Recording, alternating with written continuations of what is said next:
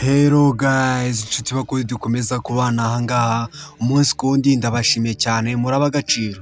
Uyu munsi rero tugiye kubana mbereka uburyo wafungura PayPal account ikaba ikora neza mu Rwanda, igakora ibintu byinshi bitandukanye.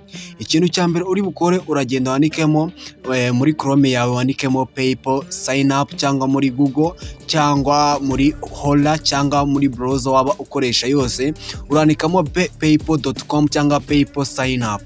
Rero numara ko wabikora rero ahangaha reka manze ngusobanurire ino account tugiye gufungura icyo ikora ndetse n'icyo tuzayimaza. Abenshi mufungura PayPal account zanyu mukazifungura nabi, rimwe na rimwe zikaba limited ku buryo itabasha kwakira, cyangwa PayPal ikaba yafunga konti zanyu bitewe n'uburyo mwazifunguye nabi.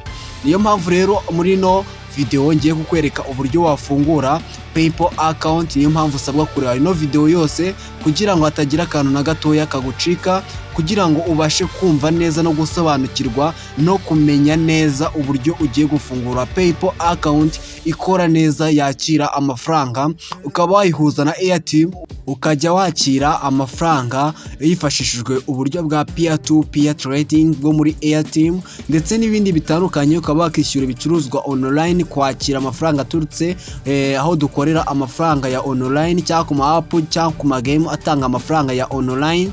Rero numara kuba wabimenya ibi byose, uzajya ubiyikoresha kuko ino PayPal tugiye kuba twafungura izajya ikora neza mu Rwanda kandi igukorere ibintu neza uko ubyifuza. Rero tudatinze, abantu benshi rero iyo bari gufungura PayPal account, urabona ko ahangaha tugeze, ndakeka wabonye uburyo twabigenje. Twagiye muri Chrome, tugiye muri Chrome twandikamo PayPal sign up cyangwa paypal.com, duhitamo login cyangwa sign up, aho uza guhitamo uraza guhinguka ahangaha. Rero ukimara kugenda kuri sign up, barahita bakugeza ahangaha bakubaze nimba ushaka guhitamo cyangwa kuba wafungura PayPal mu buryo bwa personal cyangwa bwa business. Rero wowe ikintu uri bukore hano, uraza gukanda hariya kuri personal, kuko PayPal account tugiye kuba twafungura ni yacu bwite, apana ya business. Hari ahantu abantu benshi bakunda gukoramo amakosa mu gihe bari gufungura PayPal account zabo. Rero rero ukanda next, numara ukanda next ugere ahangaha ushyiremo email ugiye kuba wakoresha. Iyi email yitwa ifunguyeho PayPal, kandi turi gufungura indi email ku buryo mwese mbasa kubibigisha, kuko twebwe dufite PayPal account dukoresha. Nagira ngo manze mbibigishe neza, turi kubikorera undi muntu abashe gusobanukirwa neza uburyo wafungura PayPal account. Tukimara gushyiramo rero email turakanda next, nawe ni uku nguku uza kubigenza. Email wowe uraza gushyiramo iyawe, urahitamo n'igihugu cy'u Rwanda, uhitemo na personal business account, ntuze guhitamo business account, kuko business account ndaje nkubwire ibibi byayo, kuko nayo irakora yego, ariko ifite ibibi byinshi. Ushobora kwakiramo amafaranga ariko ukaba nta kintu wayamaza. Rero ikintu uri bukore, uratushyiramo nomero yawe, umara gushyiramo nomero yawe ukande next. Numara ukanda next, urategereza gatoya. Telefone turayifite mu ntoki, ni ya gatushe. Iyo tugiye kuba twakakira SMS cyangwa code, iturangiza tuyishyiremo ahangaha. Nitumara kuba twashyiramo ino code, tuze kubasha kuba twasoza gukora ino verification. Iyi verification bayigusaba kugira ngo bamenye neza ko ari wowe ugiye gukoresha ino konti, kugira ngo bamenye ko ari wowe nyiri konti. Kandi biba byiza iyo ufashe email yawe iriho na nomero yawe, kugira ngo batazigira bagira ikibazo mu kuba bakeka ko hari undi muntu, cyangwa account ibe ifite umutekano mu buryo bweruye, ifite amakuru yose ahura. Rero ikintu ukora, nugera ahangaha ukimara gushyiramo code, barahita kugeza ahangaha aho gushyiramo password uzajya ukoresha muri PayPal account yawe. Nurangiza urashyiramo password yawe. Password yawe ugomba gutangiza inyuguti nkuru, wamara gutangiza inyuguti nkuru ugashyiramo imibare ndetse n'amagambo ndetse na arobase, urarangiza ugakanda kuri iryo jambo next. Sinyiberetse kuko ino PayPal account niyo umuntu runaka azajya akoresha ndimo gufungurira PayPal account. Rero niyo mpamvu ndimo kuba nabimukorera. Rero nitugera ahangaha wanditse nationality, nimba uri Burundi urashyiramo Burundi, nimba uri mu Rwanda urashyiramo Rwanda, nimba uri muri Kenya ndababona bashyiremo Kenya, nimba uri Burundi cyangwa ni mu bindi bihugu bitandukanye urashyiramo igihugu cyawe. Rero nugera ahangaha urabona handitse first name, ahanditse first name ikintu ugiye kuba wakora urashyiramo amazina yawe nk'uko yanditse neza ku irangamuntu. Urabona ko ndi kwandikamo Mukantabana. Nidusoza kuba twabikora kandi ubyandike neza nk'uko byanditse ku irangamuntu kugira ngo ize kuba yakemerwa ino PayPal account yawe, kuko irangamuntu tuza gushyiramo hano muri middle name murabizi ko middle name izina ryo hagati ku bantu bagira amazina abiri, ariko nimba utagira middle name cyangwa utagira izina ryo hagati uraza gushyiramo izina urahataruka muri middle name ushyire kuri last name ushyiremo izina rya kabiri. Rero aha kuri birthday urashyiramo igihe wavukiye bihura neza n'ibiri ku irangamuntu, kuko irangamuntu turaza kuyikeneraho gatoya kuko hano nta face verification basaba, ahubwo bakenera ibiri ku irangamuntu ukakora submit ukuzuza n'imyirondoro ndetse n'ibindi bitandukanye kugira ngo PayPal account yawe yemerwe. Byose rero usaba gusobanukirwa no kumenya neza uko bikorwa, ukareba ino video yose kugeza irangiye kugira ngo usobanukirwe buri kantu kose uko wafungura PayPal account muri 2026. Tutorial nziza igufasha kumenya neza uko wafungura PayPal account kandi wubahirije amategeko ku buryo nta kintu na gito cyakugora mu gufungura PayPal account cyangwa ikintu na gito kizakugora cyangwa kizakubuza kwakira amafaranga kuri PayPal ukaba wayaza uyakira ukoresheje peer to peer trade cyangwa ukaba wakoresha amakadi atandukanye. Nzabeka n'uburyo wafungura virtual card ukoresheje Airteam ukayibona ukaza wakira amafaranga atandukanye, kuko iyo virtual card niyo muri USA. Rero ikintu uri bukore aho urabona ko handitse state and province, hano ngaha iyo ushyizemo ira line 1 bahita bakwereka aho uherereye, ariko aribyo usanga imihanda imwe itagira street number cyangwa line 1 uraza gushyiramo akarere kawe hariya muri line 1, line 2 ushyiremo umurenge wawe, hano handitse city and town biba byiza ushyizemo aho utuye cyangwa umudugudu utuyemo. Noneho ahangaha handitse state and province urashyiramo intara yawe, ubona ko dushyizemo western province, hariya postal code dushyiremo postal code tubivure ako kantu, niturangiza dukande kuri agree and create account, kwemera tugafungura konti ya PayPal kugira ngo tubashe kuba twabikora. Rero ikintu cya mbere uri bukore urahita ukana save kugira ngo ubike amakuru yawe yose muri PayPal account abashe kuba yajyamo. Rero tukigera ahangaha ubu ngubu PayPal imeze nkaho imaze kuba yafunguka, ariko nubwo yafungutse nta setting n'imwe yari yajyamo, kuko ubu ngubu PayPal account yacu ntabwo yabasha kuba yakora ibintu byinshi bitandukanye kandi ngo ibashe kuba yakakira inohereze. Ubu ngubu yego yakakira, ariko nubwo yakakira ntabwo turemererwa ibintu byinshi. Byose tugiye kubibereka mbere ku buryo wasetinga. Niyo mpamvu ugomba kureba ino video yose, niyo mpamvu ngusaba kureba ino video yose kugeza irangiye kugira ngo utaza kumbwira ngo hari ibyananiye. Abenshi rero bagera ahangaha bikabacanga. Rero nitugera ahangaha turakanda kuri note now, ntukande link card, ntugire kadi ushyiramo, kuko iyo ushyizemo kadi ako kanya, iyo ugerageje guhuza kadi ako kanya ukiyifungura, hari igihe account yawe ishobora guhita iba limited bagahita bayibloka ku buryo itabasha kongera gukora. Tudatinze rero ahangaha urabona ko ahangaha kuri send tuse tugera bahise twara dukanze kuri note nawe yaro gushyiramo card lita tugera hano kuri send. Rero tukigera ahangaha muri notification urabona ko notification cyangwa karakazogera cyangwa message baba bagwaye kuri PayPal iyo ugifungura urabona ko batubwiye ngo your account is temporarily limited. Your account yawe ntabwo iremerwa neza ku buryo abasha gukora ibintu byinshi bitandukanye. Ikintu ugomba gukora gutubwira ngo tubanze twuzuze ibisabwa cyangwa tubanze turebe ibisabwa kugira ngo account yacu ibashe kuba yakora kuba yakakira. Niyo mpamvu ngiye kuba nakwereka uburyo wa settinga account yawe ya PayPal ku buryo izajya yemererwa ibintu byose bikorerwa muri PayPal kandi ikaba yemewe neza mu Rwanda, igakora neza mu Rwanda kandi twubahirije amategeko ya PayPal nta kintu na gito twishe, kuko iyo ugerageje kwica amategeko ya PayPal account yawe ihita ifungwa burundu ku buryo itazongera gukora. Urabona rero handitse account impact ni ibikorerwa muri account yawe. Urabona ko pay using PayPal, kwishyura ukoresheje PayPal to PayPal ntago turabyemererwa. Naje nkwereke uburyo wabyemererwa.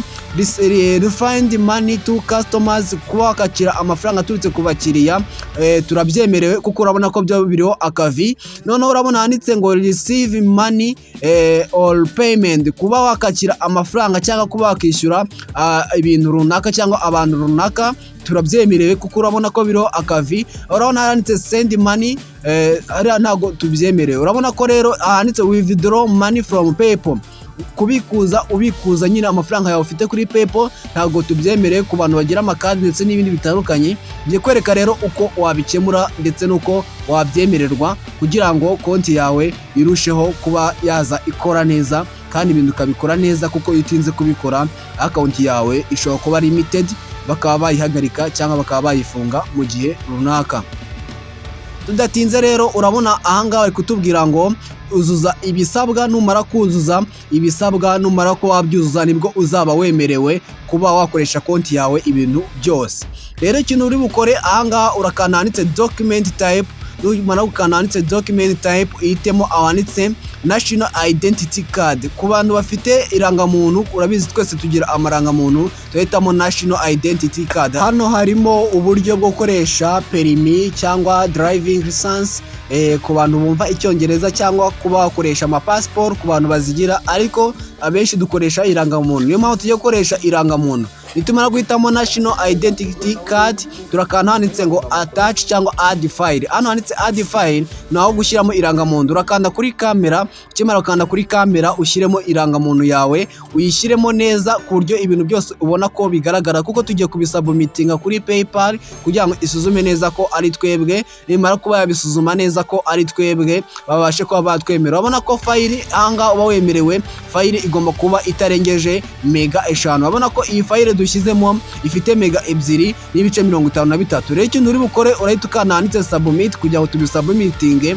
PayPal ibisuzume. Nimara kuba yabisuzuma ni twebwe tuzaba twemerewe noneho biriya bintu byose wabonye tutemerewe byo kwakira cyangwa byo kuba account yawe utabasha kubikuzamo amafaranga ukoresheje amakadi, byose uraza kuba ubyemerewe. Urabona ko your information has been submitted. Ibintu byose cyangwa amakuru yawe yose urayohereje kuri PayPal. Ubu ngubu niyo igiye kubasha kuba yasuzuma konti yawe irebe neza ko yujuje ibisabwa ibikwemerera.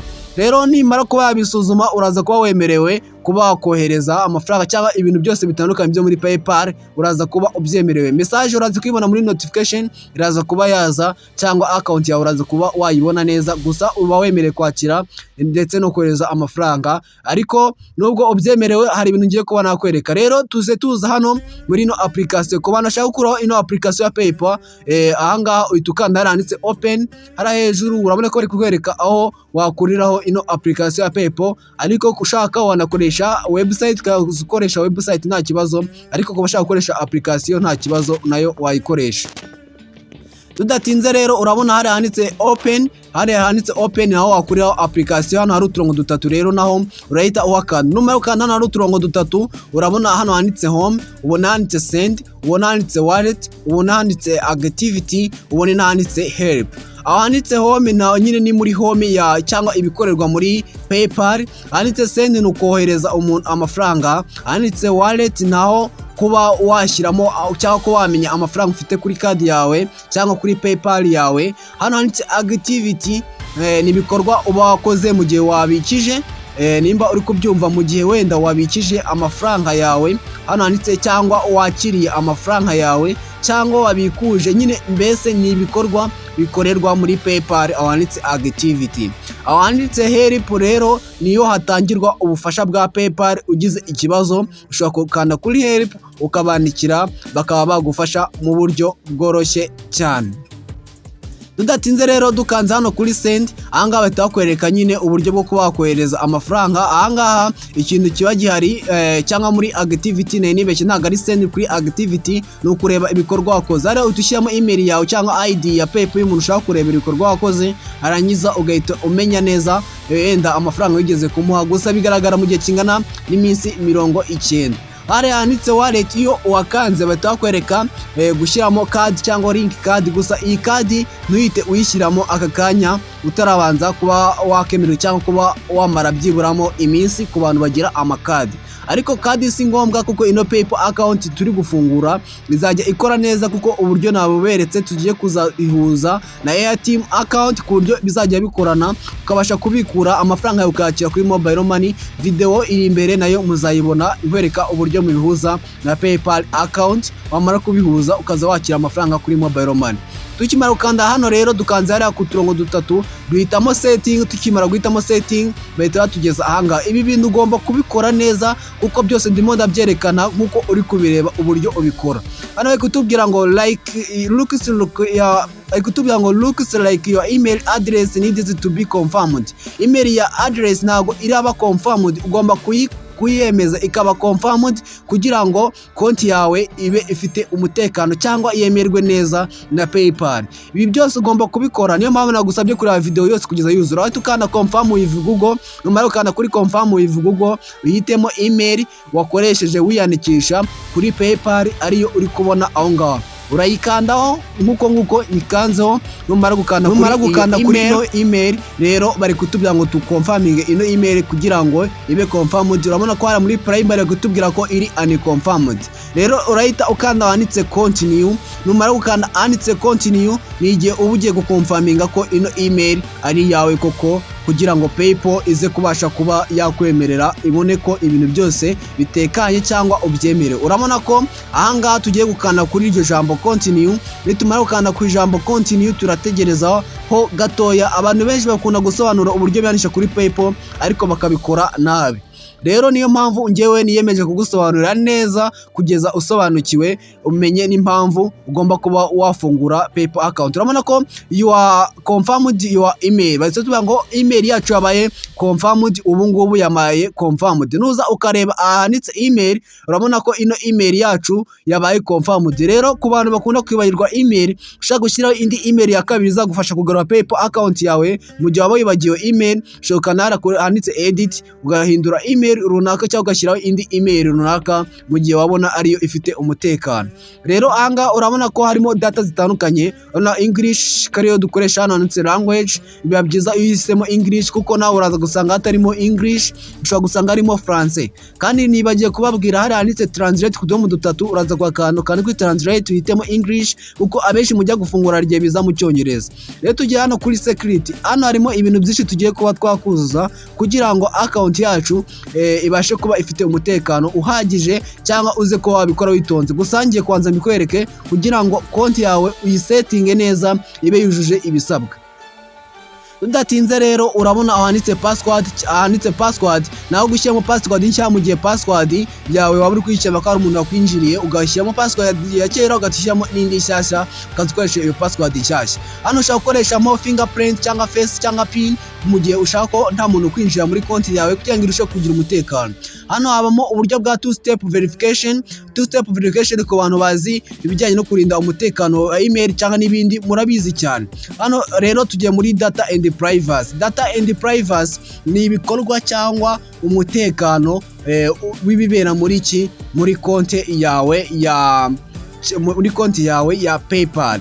Rero nugera ahangaha urabona ko handitse permission you are given. Nyine ahangaha uba wemerewe kuba wagira umuntu uhereza uburenganzira cyangwa website akaza wenda abasha kuba yakoresha konti yawe, ariko ibi si ngombwa kuba wabikora. Handitse blocked contact, ahangaha ni ukuba wagira abantu ubloka cyangwa nyine abantu ushobora kuba wabloka mu gihe bibaye ngombwa ko ubabloka. Hano handitse download your data, ni ukudownloadinga amakuru yose ufite muri PayPal ukaba wayabika muri file yawe cyangwa ukashyira muri documentaire. Nituzanditse payment, rero ibintu byose ngiye kubigusobanurira, ugize amahirwe byose ngiye kuba nabigusobanurira. Nuzana kuri payment murabona ko manage your automatically payment, choose prefer the way to pay, earn and reward or do more. Ahangaha rero ni igihe ushaka gushyiramo uburyo uzajya wishyura ibintu online, kwishyura ibicuruzwa online. Ndakeka ku bantu bakoresha PayPal murabyumva cyane, cyangwa ukaba warigeze kubyumva ko PayPal ikoreshwa mu kwishyura ibicuruzwa online. Rero ahangaha nibwo uhitamo uburyo uzajya wishyura. Hano ushobora guhitamo uburyo bwa automatic cyangwa online, uburyo bwa manuel ukazubyikorera bisanzwe, ariko ikizahitamo ubwa manuel kuko automatic ntabwo ari sawa, kuko hari igihe wazusanga amafaranga yawe yagiye mu gihe waba wayihuje na website runaka. Rero nuza ahangaha handitse notification, rero ahangaha ugiye kubona uburyo ufungura aya masetting neza yose. Niyo mpamvu nakubwiye ngo video yose usabwa kuyirangiza nimba ukeneye gusobanukirwa. Rero nimba ugera ahangaha handitse pay another pay user, mu gihe umuntu akwishyuye amafaranga uze uhita ubona message hano aka notification tugafungura uzajya uhita ubona message yuko bakohereje amafaranga kuri PayPal. Rero nugera handitse request payment hano umuntu usabye kukwishyura cyangwa igihe umuntu asabye kuba yakishyura anga uzahita uhabwa message ibikubwira kugira ngo ujye kureba se kubera icyo bari kuzakwishyura cyangwa nimba ari yo wabisabye banyishyure. Ibi byose nzabigusobanura neza muri video ikurikira turi gukoresha cyangwa kukwereka uburyo wahuza na Airteam ukazayishyurwa ukakira kuri Airteam ugahita uyavunja kuri mobile money. Video yo gufungura Airteam narayikoze murebe kuri no YouTube nayo iriho uraza kuba wayibona. Nureba ahanditse receive payment n'igihe woherejwe amafaranga ahangaha uzahite ubona message kuri email yawe igaragaza neza ko wishyuye cyangwa wakiriyemo amafaranga muri PayPal account. Tudatinze rero ahangaha harimo ibintu byinshi ngiye kwereka ahantu seller tools. Ahantu seller tools niho tugiye kuba twakanda ari naho hanyuma kugira ngo babashe gusobanukirwa neza PayPal uburyo ikora. Rero ahangaha kuri seller tools bigaragara nyine ko ari uburyo bwo kwishyura bicuruzwa kuri PayPal cyangwa kuri website runaka. Ahangaha rero ikintu ukora ni ukuba wabyemezamo. Hano harimo uburyo bwa getting paid, uburyo bwa invoice. Hano rero bakoresha uburyo bwa invoice mu kwishyura cyangwa mu kohereza amafaranga. Ahangaha rero ibi byose bikorwa mu gihe gito cyane. Icyo usabwa ni ukumenya neza uko bikora. Ibi si ngombwa cyane gusa nabyo nizere ko ubisobanukiwe. Bye bye, mugire ibihe byiza. Ciao ciao, tuzasubiramo video zikurikira kandi murakoze cyane. Wibuke kandi subscribe kuri no channel kugira utacikwa n'akantu na gatoya tuzajya dukomeza kubana hano umunsi kundi. Aha niho uzasanga udushya tuzagufasha mu buzima bwa buri munsi. Mugire ibihe byiza. Bye bye, ndabakunda cyane. Iyi video ni y'uburezi gusa, amakuru yose yari exam, ntukoresha amakuru ya nyayo y'umuntu wari we wese. Uko bigaragara hano biragufasha kwiga gusa. This video was for educational purpose only. All information shown as was example data. Not your personal information was used. Everything shown as is learning purpose only.